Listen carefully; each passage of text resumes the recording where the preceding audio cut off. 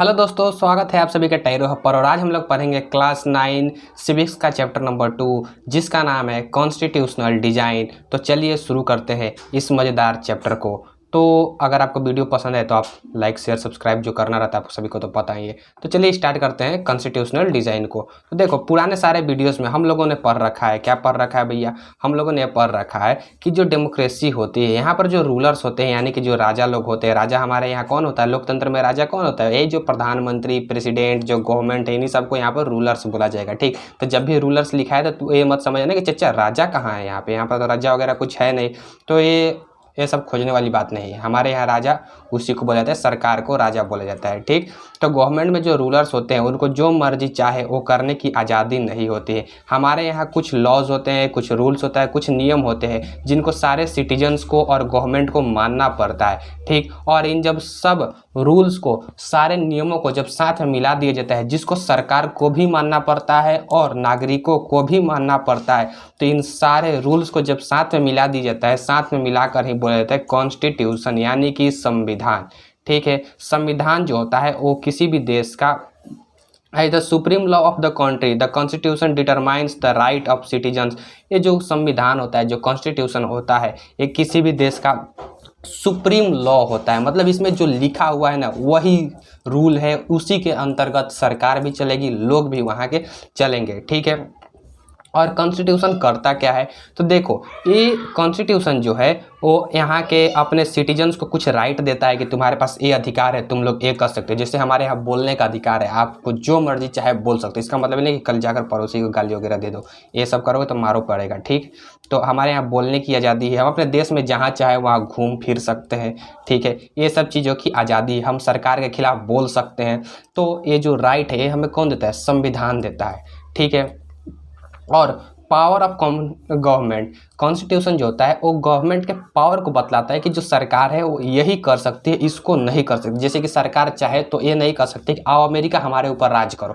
ठीक है, क्यों नहीं कर सकते, क्योंकि ये संविधान में नहीं लिखा है। जो संविधान में लिखा है, कॉन्स्टिट्यूशन में लिखा है, वही करेगी सरकार। मतलब एक तरीके से हम ये कह सकते हैं कि जो कॉन्स्टिट्यूशन है वो सरकार के पावर को भी डिटरमाइन करता है। ठीक है, और कॉन्स्टिट्यूशन ये भी बताता है कि एक सरकार को कैसे चलना चाहिए, कैसा काम करना चाहिए, क्या क्या काम सरकार करेगी। तो ये सब चीज़ें जो कि कॉन्स्टिट्यूशन बताता है। और कॉन्स्टिट्यूशन होता क्या है, कॉन्स्टिट्यूशन कुछ रूल्स का, नियम का कुछ सेट होता है जो वहाँ उस देश में रहने वाले लोगों का राइट बतलाता है, सरकार को कैसा चलना चाहिए ये बतलाता है, और साथ ही में सरकार का क्या पावर है ये बतलाता है। तो ऐसे सभी रूल्स को मिलाकर हम लोग बोलते हैं कॉन्स्टिट्यूशन। तो इस चैप्टर में हम लोग करेंगे क्या, इस चैप्टर में हम लोग ये पढ़ेंगे कि आखिर हमें कॉन्स्टिट्यूशन की ज़रूरत है क्यों। ठीक है, कॉन्स्टिट्यूशन को कौन बनाता है, ये सब चीज़ों को देखेंगे, और इन्हें किस तरीके से बनाया गया है और इसे किसने बनाया है, और इसमें क्या क्या वैल्यूज़ होने चाहिए, क्या क्या नियम, क्या क्या आदर्श होना चाहिए जो कि कॉन्स्टिट्यूशन में होना चाहिए और एक देश में, किसी भी देश में होने चाहिए, क्या क्या वैल्यूज़ होने चाहिए कॉन्स्टिट्यूशन में, ये सब चीज़ों को देखेंगे। और ये जब कॉन्स्टिट्यूशन बन जाता है तो क्या मान लो कि चलो आज 2022 में हम अपना एक देश बनाते हैं, अरे चचा चलो हाँ, आज 2022 में अपना एक देश बनाते हैं और इसमें संविधान में कुछ हम लिख देते हैं। ठीक है, तो क्या आज से 100 साल बाद, 500 साल बाद क्या ऐसा ही सिचुएशन हमारे देश का रहेगा? नहीं रहेगा। हमारा देश डेवलप करेगा, वहाँ पर मॉडर्न रूल्स, मॉडर्न लॉज की ज़रूरत होगी। तो क्या हम इसमें चेंजेस ला सकते हैं बाद में जब ज़रूरी पड़ेगा तब? जब कॉन्स्टिट्यूशन एक बार बन जाता है तो क्या उसके बाद हम उसमें चेंजेस ला सकते हैं? इन सब चीज़ों को हम लोग इस चैप्टर में देखेंगे, और इसको देखेंगे कैसे, कहानी से, क्योंकि कहानी से चीज़ें अच्छी से समझ में आती है। तो जो सबसे अभी हाल फिलहाल में जो घटना घटी है इसके अनुसार इस कहानी से देखेंगे हम लोग। ठीक है, तो ये जो कहानी है वो है साउथ अफ्रीका की। अभी जो सबसे लेट से आज़ाद देश जो हुआ है वो साउथ अफ्रीका ही है। ठीक है, तो यहाँ पर क्या था, जैसे हमारे यहाँ अंग्रेज लोग शासन कर लिए थे, वहाँ पर भी अंग्रेज शासन कर लिए थे, और अंग्रेज लोग जो थे, इंग्लिश जो थे, वो वहाँ पर बस गए थे। ठीक है, तो हमारे यहाँ जैसे हिंदू, मुस्लिम, सिख, ईसाई, ये सब का झगड़ा झंझट हमेशा लगा रहता है। तो वहाँ पर झगड़ा था क्या चीज़ का, वाइट का और साउथ का। मतलब कि जो अंग्रेज थे वो तो भाई गोरे चिट्टे होते हैं। ठीक है, और जो वहाँ के साउथ अफ्रीका के जो लोग थे वो ब्लैक होते थे। तो जो वाइट्स होते थे ना वो ब्लैक से नफरत करते थे और ब्लैक्स को हमेशा दबा कर रखते थे। ठीक है, पैरों के नीचे रखने की कोशिश करते थे। तो यहाँ ये वहाँ पर दिक्कत थी। ठीक है, तो अब आगे में पढ़ेंगे और इसके बारे में बहुत सारी बातें करेंगे।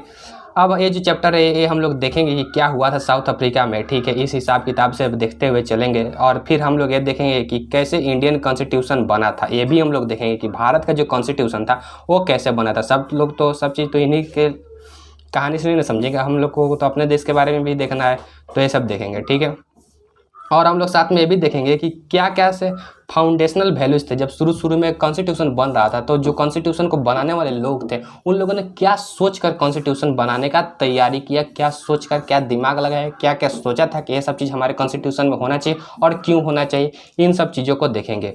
और ये हम देखेंगे कि ये कैसे किसी भी सिटीजन के लिए एक अच्छा फ्रेमवर्क प्रोवाइड करता है और कैसे गवर्नमेंट को, सरकार को देश के जनता के लिए अच्छा काम करने को प्रेरित करता है। इन सब चीज़ों को देखेंगे इस चैप्टर में। ठीक है, तो अब कैसे democratic constitution in south Africa में कैसे कॉन्स्टिट्यूशन बना, इसको हम लोग थोड़ा सा देख लेते हैं क्योंकि ये कहानी सबसे शुरू में है आपके बुक में।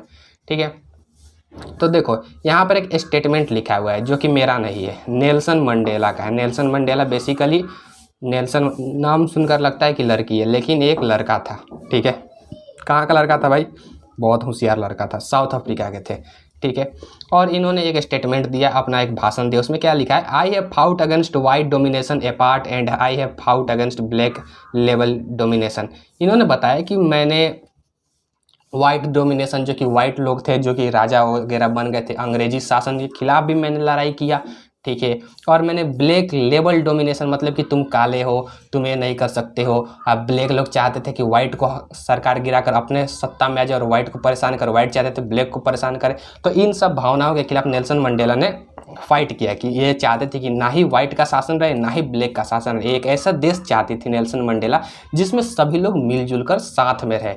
ठीक है, और एक क्या करती थी कि एक स्किन के बेसिस पर एक सोसाइटी हो, ऐसा ये नहीं चाहती थी। ये एक ऐसा सोसाइटी चाहती थी जहाँ पर सारे मतलब साउथ अफ्रीका के सारे लोग एक साथ पीस से, हारमोनी से, भाईचारे के साथ रह सके और उन सबके पास इक्वल अपॉर्चुनिटीज़ हो। मतलब कि जैसे कि एक जॉब है, ठीक है, तो उसको पाने के लिए ये जरूरी नहीं है कि यार तुम वाइट हो, तुम साफ सुथरे दिखते हो तो तुमको हम ज़्यादा प्रेफरेंस देंगे, तुम काले हो तो तुमको हम नहीं देंगे। ऐसा नहीं होना चाहिए, सबके पास अपॉर्चुनिटी होना चाहिए। जिसके अंदर टैलेंट ज़्यादा है, जो पढ़ा लिखा है, मतलब जो जैसा है उस हिसाब से सबके लिए इक्वल अपॉर्चुनिटीज होना चाहिए। ये बोला नेल्सन मंडेला ने अपने भाषण में।